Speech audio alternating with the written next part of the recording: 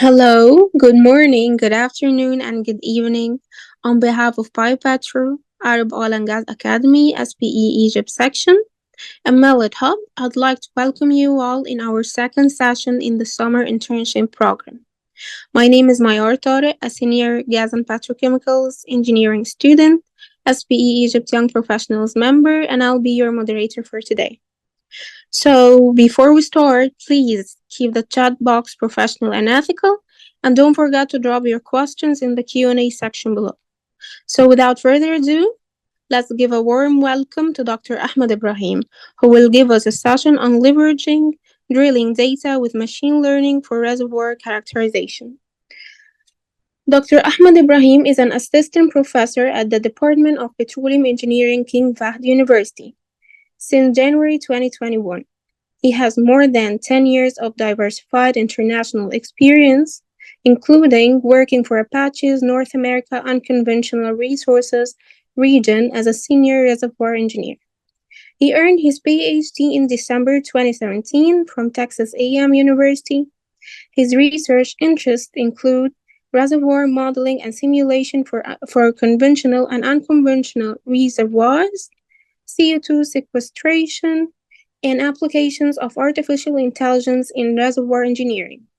Many papers were published for this work at different peer-reviewed journals and presented at professional conferences. Now, let's give a warm welcome to Dr. Ahmed. Thank you so much, Dr. Ahmed, for coming today, and the mic is yours. Thank you, Mayar, for the introduction. Assalamu alaikum, everyone. Good morning, good afternoon. I'm so happy to be with you this year also in one of the sessions for PioPetro. So my presentation today will be about leveraging drilling data with machine learning for reservoir characterization.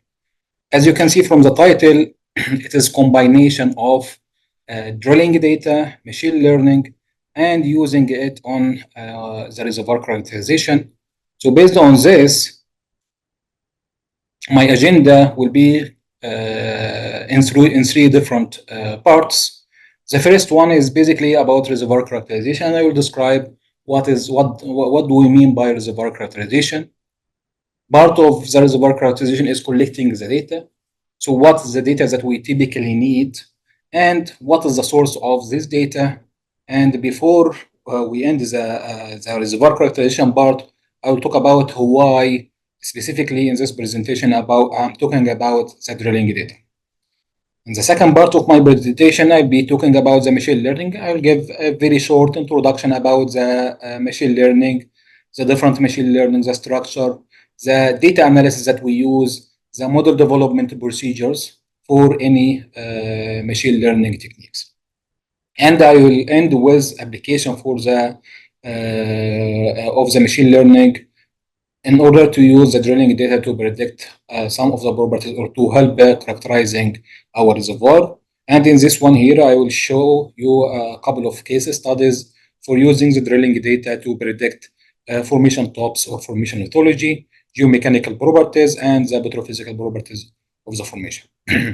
So with this, I will start. What is the reservoir characterization or the reservoir description? So reservoir description or reservoir characterization is basically an integration of different data like geological data, geophysical data, engineering data, in order to have a reservoir simulation model that reflect or describe our reservoir. So basically, we collect the data from different sources like geological data, can be seismic data, can be petrophysical data. So we'll log in core data, PVT samples, or engineering data like the pressure history, the production history. And we blend all of this in order to have a reservoir simulator or a static model that accurately describe our reservoir that can be used later on for reservoir simulation to do a lot of stuff. It can be used for uncertainty analysis. It can be used for the development of my reservoir. So I can do a lot of scenarios to see what is the best way to develop my reservoir. So this data here, as I said, is basically part of it is core data, well logging data, well tested data. So the well tested data can give us a lot of information like the permeability, the pressure of your reservoir, The production data is very important part that we can use.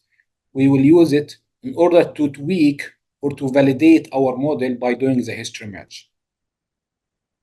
So we will collect the data from different sources. We will mix it together. We'll do some integration. We will do some geochemical modeling using a lot of geostatistical analysis, like sequential Gaussian simulation, kriging analysis, in order to have a static model that represent somehow the reservoir. We start with a specific realization for the static model, and then we try to match the actual data.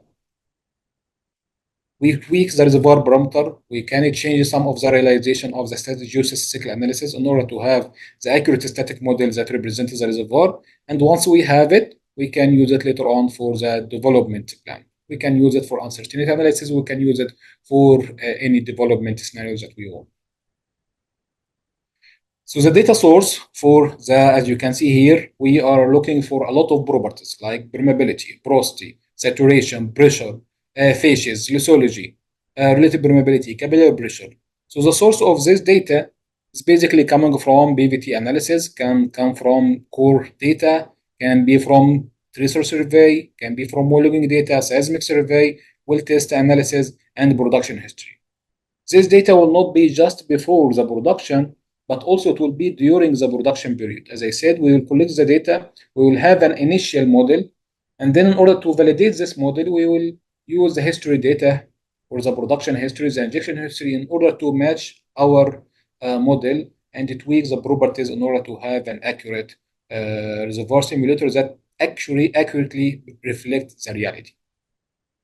So the data that we collect for the reservoir description or the data acquisition for the reservoir description, part of it is basically geological data like the lithology. Okay, what type of lithology? Is it sandstone? Is it shale? Is it carbonate? What is the shale content? All of this basically reflects the lithology of our formation.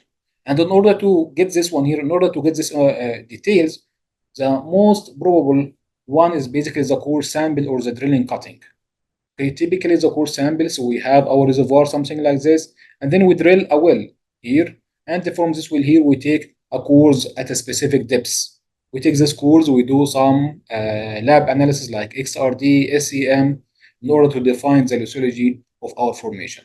Or we can use well logging. Well logging also can help us to define some characteristic of the reservoir lithology, like gamma ray, for example. Gamma ray can give us a detailed information about the shale content. Also, core data, we can do a lot of analysis on the core data. Some of it we call it the routine core analysis. The second one is the specific core analysis. Routine core analysis, basically we can get the typical stuff like the permeability, porosity, get the grain size, get the mineralogy, get the formation factor for the water saturation, get the absolute permeability for the horizontal and the vertical direction. And then we have the special core analysis where we have to inject, we have two phases. So we are looking for wettability evaluation, we are looking for capillary pressure, we are looking for the relative permeability, we are looking for the displacement experiment in order to see the enhanced oil recovery applications. So all of this data can also collect from the core samples. The cores are basically a rock sample that we collected from the formation, from the downhole samples, through what we call the sidewall or the whole core collection from the reservoir, from the well. Okay, so all this data, we use it for the reservoir characterization. What's the difference between the well logging and the core sample? So for sure, the core sample are very, very accurate. But the problem is, as I said, we have only one well. Along this well here, we have at a specific depths we collect this cores. So we don't have the core sample does not give us a continuous measurement for the property. So if we are looking for the porosity, yes, the core sample can give us a good idea about what is the porosity of the formation, but the problem, it will not give us a continuous trend for the property. However, in case of well logging, it depends on the tool resolution, accuracy. We can have a continuous measurement for the property, like the neutron porosity, the bulk density, can give us a continuous measurement for the porosity. Later on, we may need to correct the well logging using the core sample. So we have this is a measurement at the core samples. This is a measurement from the well logging. So we correct the well logging using the core data, and later on we can use this trend in order to have the porosity at any depths through the whole well. Okay, another this also this slide here summarize most of the information that we need or we collect from the during the reservoir characterization step. Is basically we get it from the well logging, we get it from the core sample, we get it from the well test analysis, we get it from the survey or the seismic. All of it basically give us a specific details at the formation at for the formation at the well location. And then we do so based on the this is our reservoir. We have a well here, we have another well here, another well here. So we do, after we have the data in this well location, we do the geostatistical analysis to populate the property inside the formation. So the first step for the reservoir characterization is to have the data at the well location at different depths or with depths: core sample, well logging, or well test analysis. The problem with this are basically they are costly. So the cost for well logging is very expensive.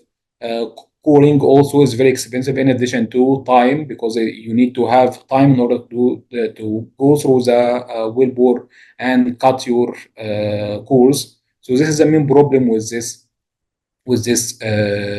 source of the data. So in this slide here, why I'm focusing on the drilling data. So the main idea behind using the drilling data, it is basically available. So when we start drilling our formation, we typically collecting this data along the depth of your formation, from the surface to your reservoir. We collecting this data here with every minute. So it is very easily available. It is early obtained. There is no additional cost. You don't need to add or to have an extra tool to record this data. Anyway, you are collecting this data here as a part of from the drilling operation. It is a continuous information. As I said, you have the drilling parameter along the whole depth from the surface until the formation. And for sure, it is related or reflect the response of your formation. So if it is sand formation, the drilling parameter will be completely different. How the drill bit will behave in the sand will be different than the carbonate. It will be different in high permeable formation, will be different than the low permeable formation. If the mechanical properties of your formation strength is high in one formation, the drilling or the drillability of this formation will be completely different than a soft formation. So all the drilling parameters are basically reflect or response is a response for the formation. So this one here is basically highlighting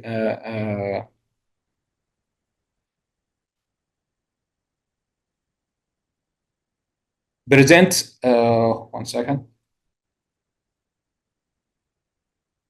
So this video here, this short video represents the drilling parameters that we collect. So basically the first one is the rate of penetration. Rate of penetration is basically how fast your drilling is, the speed of your drilling.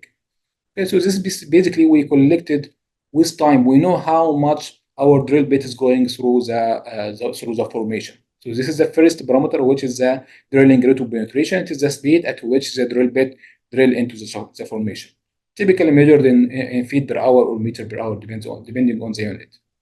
The second one is basically the rate of the RPM. RPM, it is the rotary speed. In order to drill, in order to make or to force the drill bit to drill the formation, we rotate it and to avoid a lot of stuff like stacking and other stuff. So we rotate this one here. We call it the RPM, rotary speed. We control this one here through top drive, through the rotary table, depending on the rig shape or the rig specification. So this is the second parameter. It is the rotary speed, the speed of rotating this drilling string. And the third parameter is basically the weight on bit. Weight on bit is basically it is the weight of all the string above the drill bit, which is basically helping on drilling the formation. So the weight on bit is basically the amount of the downward forces exerted on the drill bit during the drilling, which is typically reflect the weight of all the whole wool string above the drill bit. And then we have the torque.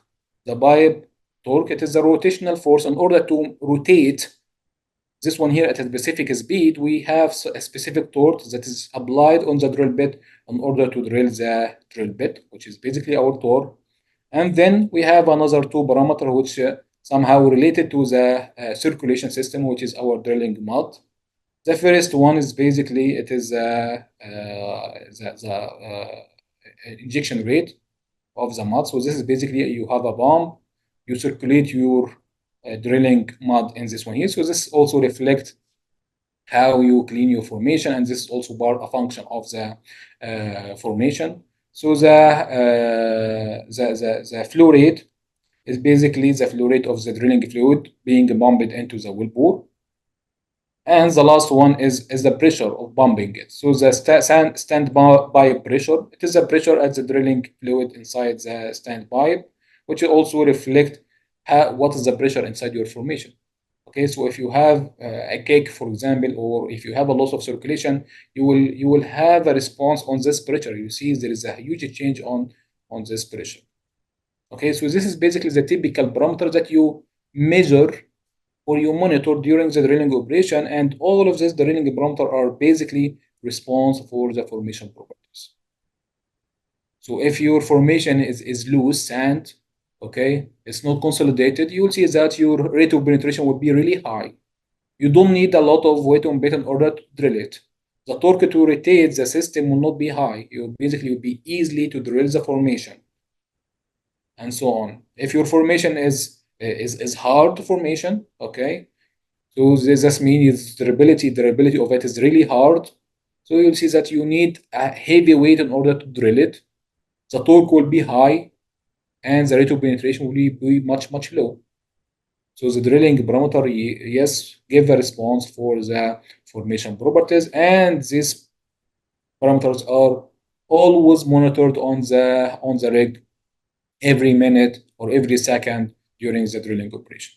Okay, so this is basically the reason why we I'm typing or in this slide here, I'm targeting to use the drilling data. So this is the first part of my presentation. The second part is about machine learning, and as I said, it will be very quick introduction about the machine learning. So the machine learning, we are using it heavily nowadays. Okay, we are using in every aspect of in our life. Okay, we are using in our Google, we are using in most of our apps, in the that you shopping apps. So all of this basically are machine learning tools. So the machine learning are basically mimicking the human brain and trying to learn from a specific experience and later on try to predict the future performance. The machine learning can be classified. This is very simple classification for the machine learning. We can classify it as a supervised learning and unsupervised learning. The supervised learning is basically where you teach your computer on how to learn. And then the model later on predict the future based on its learning. So you already gave it a specific experience.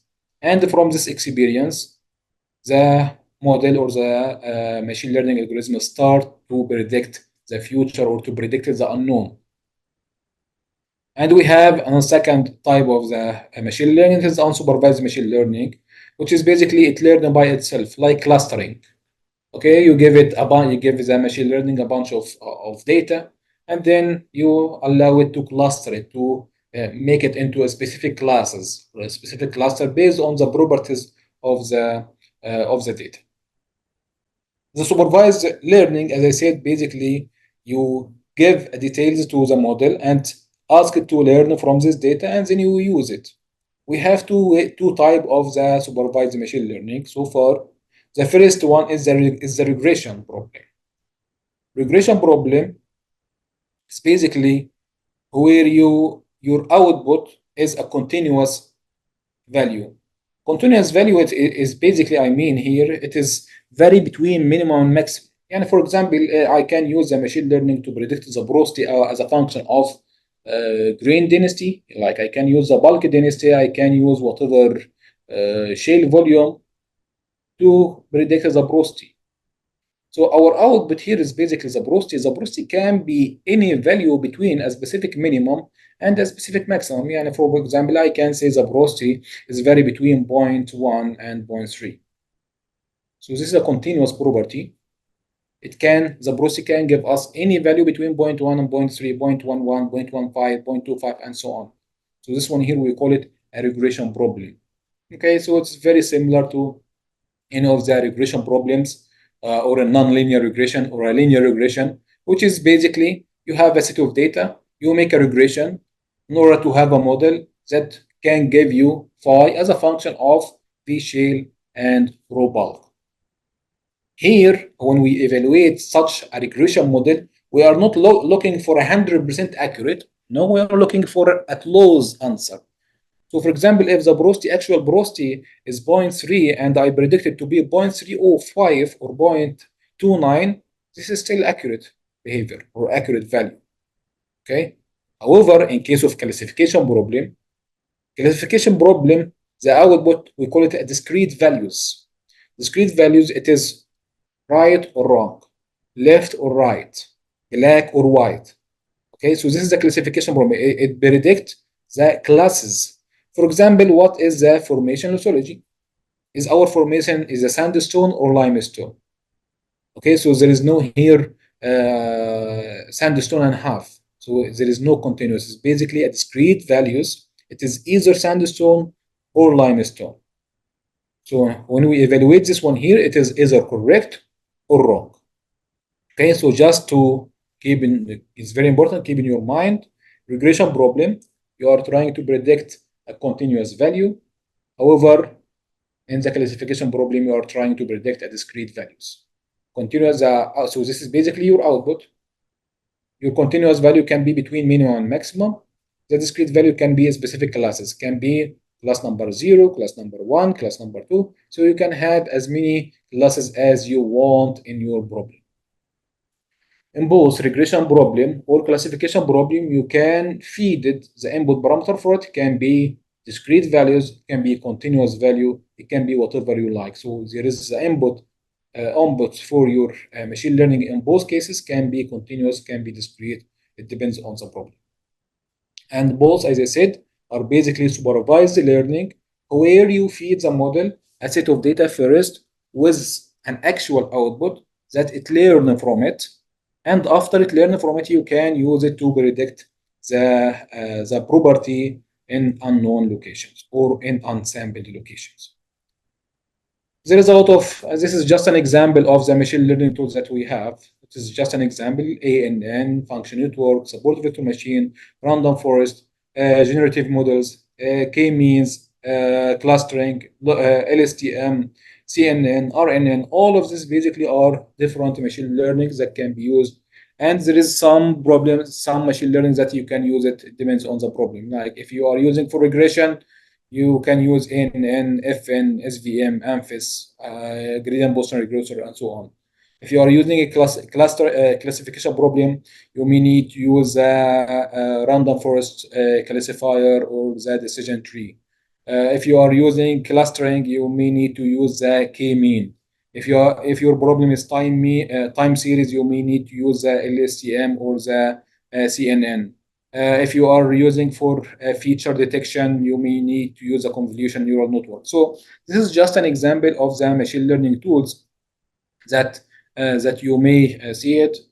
Regardless, the programming language can be in MATLAB, it can be in Python, in R. Most of the programming language now can handle most of this machine learning tools. But what I'm talking about today is not about the machine learning tool, it's about the application. So just to simplify the problem that I was discussing here. So assume that you have a 4 input like the density, the porosity, the shale or the sonic velocity, the water saturation, and I want to predict the permeability. So basically your input are 4 continuous values and my output is 1 continuous value. So basically this is a pure regression model. So what I'm trying to do is to have an equation that blend our input or my input here in order to predict the permeability of my formation. A very simple way of having it, this is a linear regression. Linear regression, A multiply A1 x1 plus A2 x2 plus A3 x3 equal to my Y. So this is basically a pure linear regression. And in case of linear regression, my target is to find A, B, and C, and D and E, which is basically my constant, that give me a value for the permeability that is very close to the actual values. So you can do linear regression, you can do nonlinear regression, you can do different ways to do it, or using the machine learning. So to solve this one here, you can, as I said, you can use a 5-point to define the constant A1, A2, A3, A4, and A5 in order to have as a K. So this is a linear regression. Or if you already know the shape of your equation, you can use this one here, assuming it is nonlinear equation.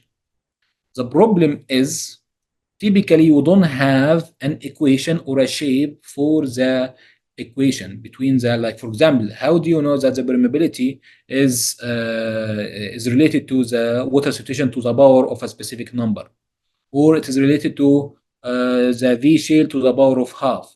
Okay, so it is a very complex relationship. Even your problem can be more complex more than that. So in case of machine learning, you don't need to specify the shape of the equation. Even though if you know it, it may help the machine learning and predict or make the performance of it much, much higher. Okay, but typically we don't know the shape of the equation. So what we're gonna do, we're gonna train the model using a specific data, and it will have a model. Inside this model, it will give a weight, a specific weights for this input parameter with some nonlinear shapes in order to have the permeability value. So for the model development, typically the development of any machine learning model consists of 3 main steps. The first one is the data analysis, and as a petroleum engineer, this is basically the most important step. Okay, it is the data analysis. You need to know your problem. You need to know the relationship between your input and your output. You need to clean your data. So this is the data analysis is basically the most important step for any machine learning development step or problem. The second one is the development, model development. It's basically where you train your model. Okay, regardless what is your model, it is NN, function network, random forest, regardless it, you will have a specific steps in order to develop this model. And the last step basically is to validate or evaluate the model that you trained. So the flow chart here on the right reflect the more detailed steps for the model development. So the first step start with the input data analysis or the data collection. So for example, here in our scenarios, I'm looking for the drilling parameter like the flow rate, the pressure, the rotation per minute, the weight on bed, the torque, the ROB, and my output. For example, in this scenario here, I was targeting to predict the minimum and maximum horizontal stress of the formation. So the first step is to collect the data for the input and the output parameter. And then we do the data preparation step. In the data preparation, we do the cleaning to remove any noise, make some transformation, and I will show you in the next the next slide what I mean by the transformation. You may need to do some classification. You may need to do some change on your input or your output parameters. So basically, this is the main step here. This is related to the data analysis, and also part of the data analysis is to see the relationship between the input and the output, to see which one is more important on impacting the output values. The next one is basically selecting the model, whatever it is, random forest, FN, AMPHIS. It is basically just selecting your machine learning model, and then you start the model development steps. In the model development, you split your data into 2-part, training and testing, and then you use the training part in order to train your model. How you train your model? You basically select the model parameter that can be used or to help the model to fit the the output parameter. So you have the input parameter x1, x2, x3, x3, x4, and you feed it as well the y, which is output. The training of the machine learning model start to learn from this one here, and you can help it the model by changing the hyperparameter. Each one of the machine learning tool has its own hyperparameter. It can be in case of ANN, it is the number of hidden layers, the number of neurons, the transformation function, the activation function. This is basically hyperparameters. In case of random forest, can be the number of trees, the splitting, the transformation. So all of this basically it is a specific hyperparameter for the machine learning model. So in the model parameter selection here, you optimize your machine learning parameters, run your model, and evaluate the training step. If the training step is good, okay, you go to the next step. If not, you go back and try to update your hyperparameter. After you have a well-trained model, you test or validate the model, which is basically our next step, which is step number 3, model validation. Typically, we do this one here in unseen data set, which is basically a part that the model did not see. And we use the trained model. We feed it x1, x2, x3, which is basically our input parameter. We have our output y from the model, and then we compare the predicted y with respect to or corresponding to the actual y. And we see what is the error comparing between the actual and the predicted. If the value of the prediction is satisfactory, okay, we stop. We have now a model that can be used in the future. If not, I may need to do some other analysis like changing the input, add another input, changing the splitting ratio, and so on. So this is basically the main development process.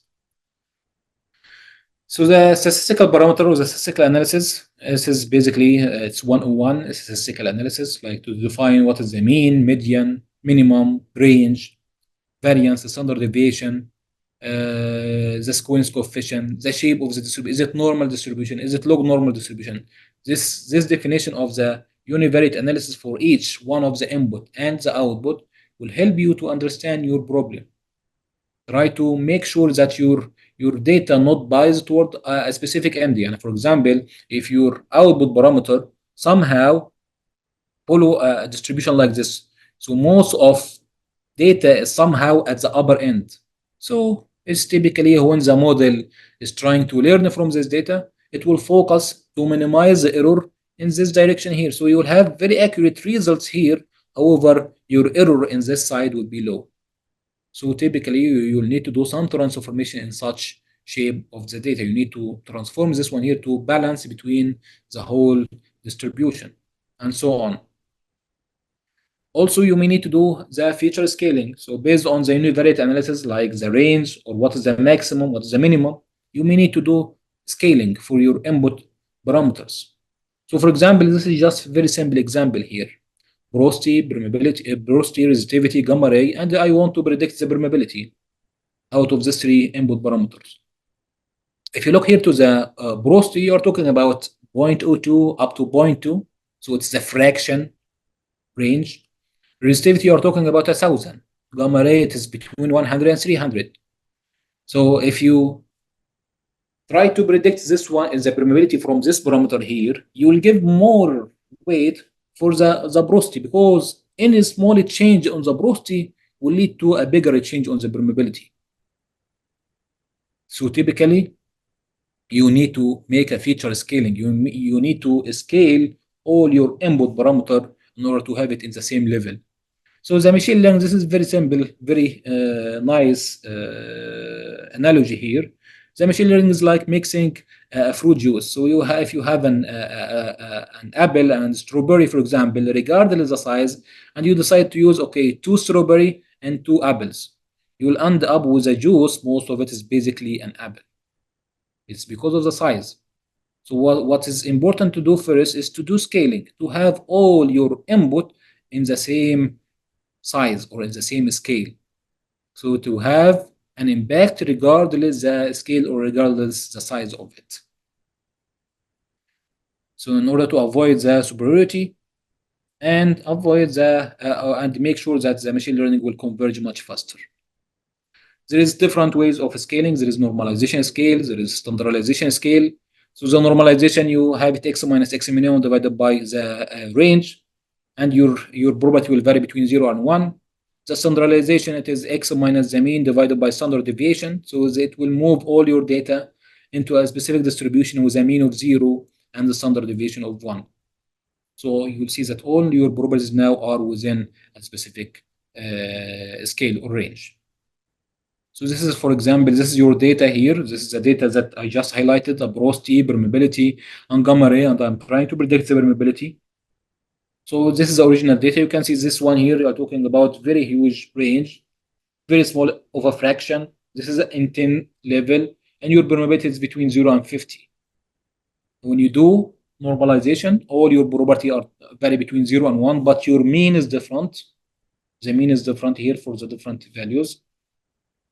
And the standardization, you see most of them have the same mean of 0, and the standard deviation is almost equal to 1. Also, you may need to do some transformation. As I said, if your permeability somehow does not fully follow a normal distribution, you may need to make a transformation. It will accelerate the model convergence or learning, and it will have an accurate result. So this is the permeability. Typically, the permeability or the reserve or the in place follow a log normal distribution, where most of your data are towards the lower end. And you have only a few samples at the upper end, even though this upper or this few samples are the most important samples. So if you have your formations like this, and you have just one strike or a very small zone with high permeability. Actually, this high permeability zone is the most important one. If you're going to do enhanced oil recovery, for example, most of your fluid will go through this high permeable zone. So if you did not consider it correctly, you will have a huge problem in your reservoir description. So you may need to make some transformation to have a balance between all the whole range of your property. This is also the same here. Basically, this is a porosity in blue, permeability in orange. You can see you cannot see a clear trend between the porosity and permeability.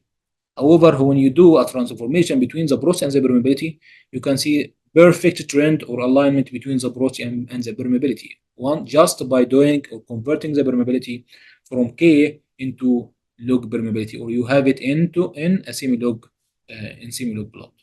So the transformation is very, very important step for the data analysis.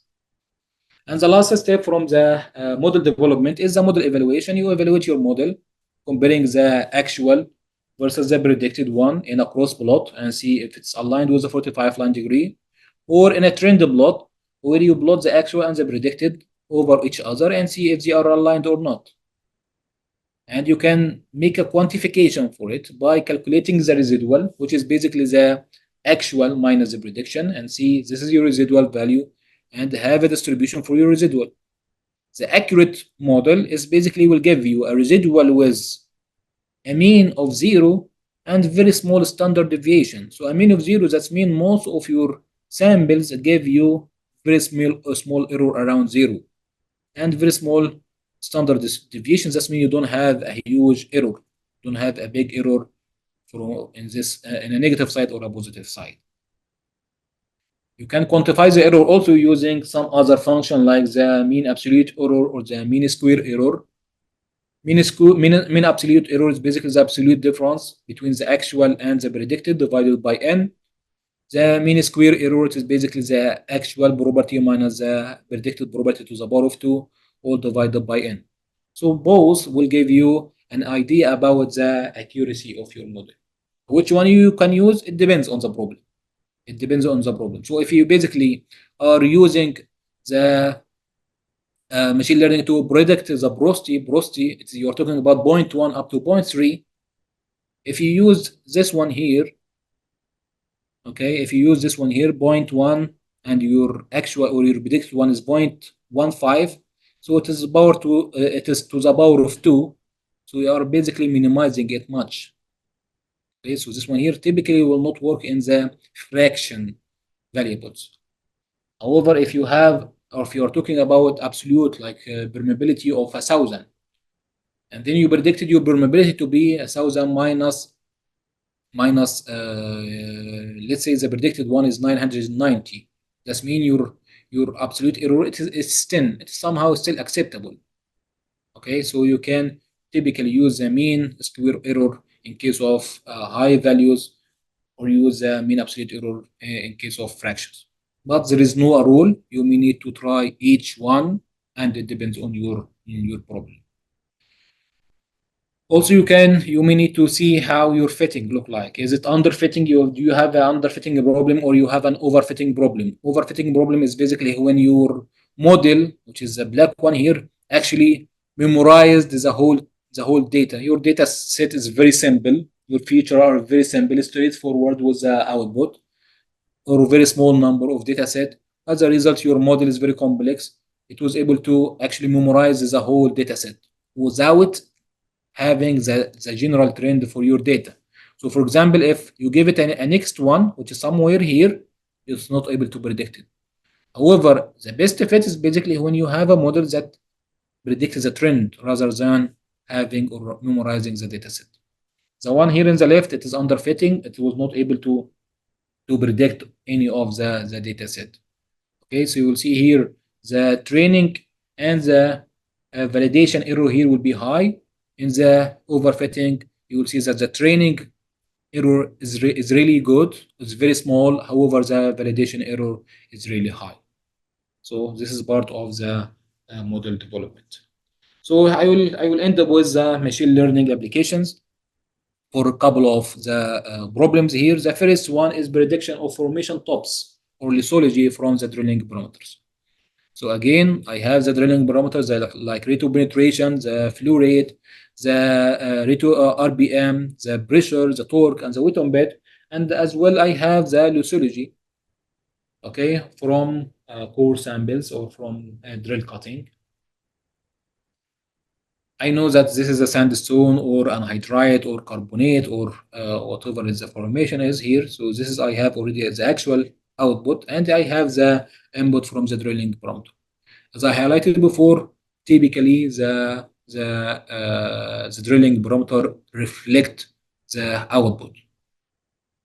The flow chart here on the left, it is a typical, as I said, typical model development process. Start with the cleaning data, splitting, training the model, and then validating and testing the model. This slide here shows a statistical analysis for the input and the output parameter relationship with the input. So the table here reflects the distribution, the minimum, maximum, mean. Do I need to do some transformation or not? So yeah, it seems here I need to do some transformation or standardization at least for the data. The skewness coefficient for most of the parameters are not that high. That means most of the data is somehow follow toward the normal distribution except for the RPM. RPM, the Cortiosus coefficient is really high. That means your data somehow is skewed to a specific or to a specific trend. The skewness coefficient in this one here is really high, minus 2.9. That means your data is negatively skewed. So you need to do some transformation in the RPM in order to have it as a normal distribution. In the right-hand side, this is the correlation coefficient between the input and the output. And it's clear that, yeah, if the formation is sandstone or carbonate or anhydrite, it highly impacts the parameter that we measure for the drilling. The weight on bit and the rate of penetration are highly impacted. The torque is highly impacted by lithology. The high drillable, it is the easy. If the formation is easy to be drilled, you'll see that your weight on bit is not that high. ROB will be high, the torque will be low, and so on.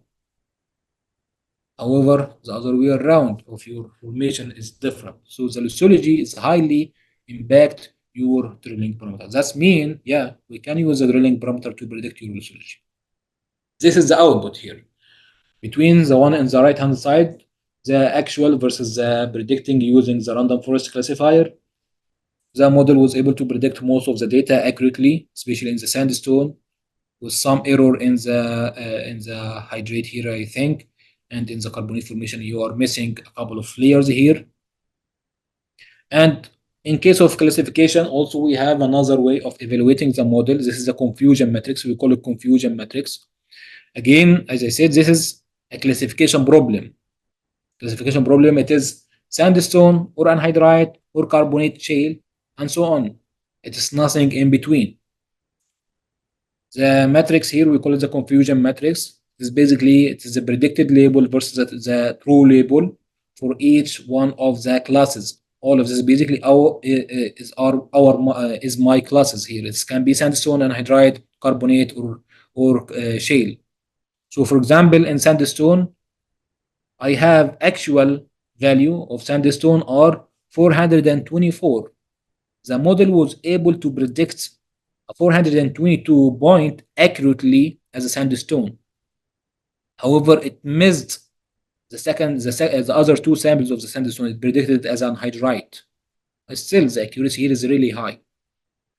Also, for the anhydrite, it was able, for example, to predict most of the data, the anhydrite sample correctly, except around 5 points. 4 of them predicted to be sandstone, other predicted to be shale. And the same for the shale and the carbonate formation. Different machine learning tool, as I told you, there is a lot of machine learning tool, KNN, decision tree, random forest, GNB, logic regressor, LDA. All of this is basically different machine learning tool. You can use it. You can find it online in sklearn library or in other libraries that can be used for a classification problem. But all of them are almost the same. How to build it, it's the same. It's about having or understanding the problem.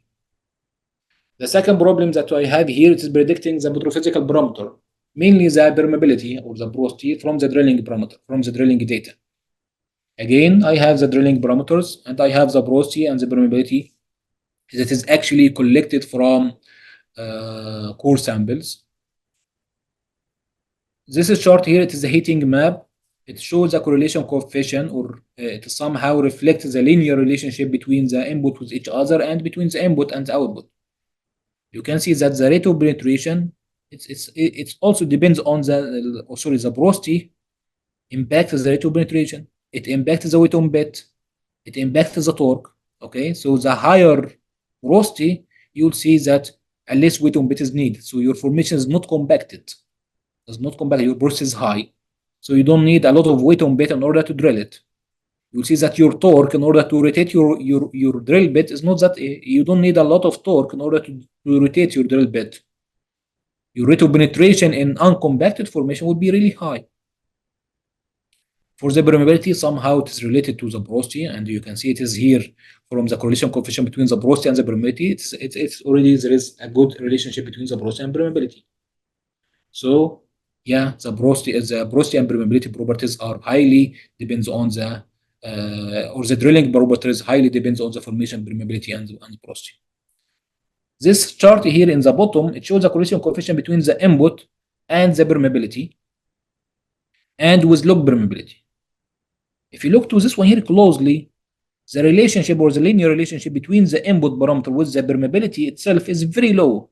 But when we changed the permeability to log permeability, we actually increased the relationship between the strength of the relationship between the input and the output. And this will make your output parameter very, very accurate. So this is another advantage for the transformation. So you may need to check your parameters. You may need to do some transformation in order to strengthen the relationship between the parameter with each other. The output, this is the result from ANN. In case of predicting the permeability, your R between the permeability predicted and the actual one is 0.88. It is not that high, but somehow it is a reasonable answer between the actual and the predicted permeability in case of testing or in case of training. You don't have overfitting problem here. But the error is not that low. You can see there is some point that is completely missed for the prediction. If you look to the permeability, to the porosity, the accuracy of the porosity is a little bit higher, or actually higher than the permeability, because of the correlation coefficient between the porosity and the other drilling parameter was much higher.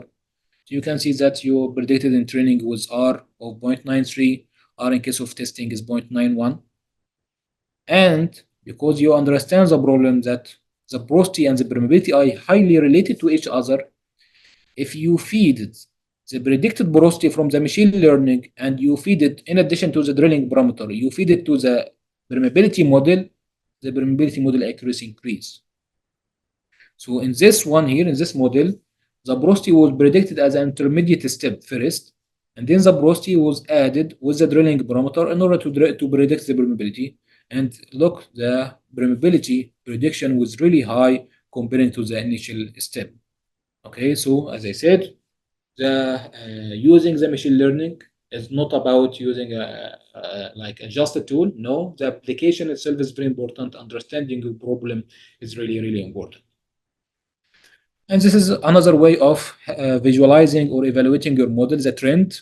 You can see that how the permeability on the black dots, the actual one, versus the predicted permeability from a different machine learning function network, gradient boosting regressor, ANN. You can see somehow most of the models were predicting the trend and most of the data accurately. Maybe the gradient booster regressor somehow having the general trend with missing the other the extremes, but it's getting the most of the trend. Also, from quantification point of view, you can see that the R value or the root mean square error, it's listed here with high R value and very low RMSE. The last application for the today class is basically prediction of in situ stresses using the drilling parameter. The one here, it is the heat map, same heat map that you saw before. Relationship in the last row, it is basically the relationship between the drilling parameter with the maximum horizontal stress. The one above it is with the minimum horizontal stress. And you can see that there is a huge relationship between, or a strong relationship between the drilling parameter and the stresses of the formation. Rate of penetration is in a reverse relationship or a negative correlation between with the maximum and minimum horizontal stress. Yes, if your formation is under high stress, it will be difficult to be drilled. The rate of penetration will be low. The torque needed to drill it will be high. The weight on bit in order to drill this formation will be high. There is a high relationship, and you can see it is basically a nice linear trend between the input parameter and the output parameter in most of the cases. So again, the drilling parameter can be used to predict the stresses of the formation, and this is just a visualization for the prediction of the minimum horizontal stress and maximum horizontal stress from the different machine learning tools like function network, AMPHIS, RF, FN, and so on. With this one here, I finished my presentation. Just to conclude, the machine learning, yes, it's a very powerful tool, but you need to use it carefully, and you need to understand your data. You need to understand your problem very well before you start running or using a specific machine learning tool. Other than that, this is the end of my presentation, and I'll be happy to answer your question. Thank you all. Thank you. Thank you so much, Dr. Ahmed, for this informative session and for your time and effort as well. I'm sure we all benefit from it.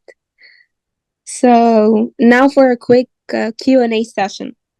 We have the first question is there any application to use the drilling data and lithology recorded by mud logging? Yes. So as I showed you here in the first one, using the drilling parameter are highly reflect the lithology. So this lithology can be, you can use a mud logger, okay, and you can correct it with the drilling parameter for sure. Okay, yeah, so the machine learning tool can be used to do this problem for sure. Okay. Another one is asking why we need to normalize input data. Why don't it has been captured during model training? Okay, so Why we yeah. I'm a little bit old guy. I'm not computer science.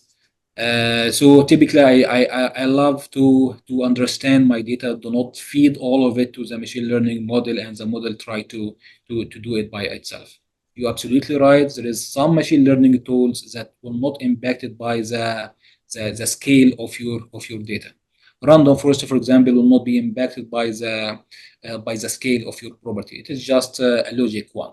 However, there is other machine learning tools that is sensitive to the scale of your input parameter. So if your input parameter has a different rank, it will highly impact your machine learning model. So typically, it is basically something for myself before feeding the data to the model. I typically try to understand the data and try to normalize it so I can use it with whatever the model is. So I can use it with a regression model, I can use it with a logic model. So it will not be impacted by the scale. Okay, and um, since ROP is a function of WOB for efficient bit, how do you resolve issue with interdependent variables? So you are right. So the ROB and the Witten B somehow they are responsible for each other. But why? So basically, we are increasing the Witten bit in order to increase the rate of penetration, but it typically will not happen. I mean, if your formation is really hard, you will need to have a high Witten bit, but this doesn't mean that your rate of penetration will be high. If you look to the correlation coefficient for it's here, the correlation coefficient between the porosity or the permeability. The porosity, for example, correlation with the Witten bit is a negative trend. Okay, so you are increasing your Witten bit, okay, in order to drill this formation, but your rate of penetration is really low. So yeah, so the rate of penetration is responsible for the Witten bit, but it doesn't have to respond the whole trend because it got impacted by the formation. And if you look to the Witten bit, the relationship, so this is the ROB. See, this is the relationship between, or the correlation coefficient between the ROB and Witten bit. It's minus 0.18. This is show you the dependency of the Witten bit and the ROB with each other. It's not really high, okay, because of the impact of the formation and the other properties for sure. I hope this answers your question. Okay, and another one, being a GIS student, I want to ask how GIS can help us in the process of reservoir characterization. Sorry, so what GIS stand for? Uh, Geography, it's related to geophysics. Okay. Geographic Information System. Okay, so basically, if it is helping in recording the data, so yeah, having the data will impact a lot on your reservoir characterization. If you have a detailed data for your model, so if this is your reservoir and you have more data, this will impact or it will improve the characterization or the description of your reservoir.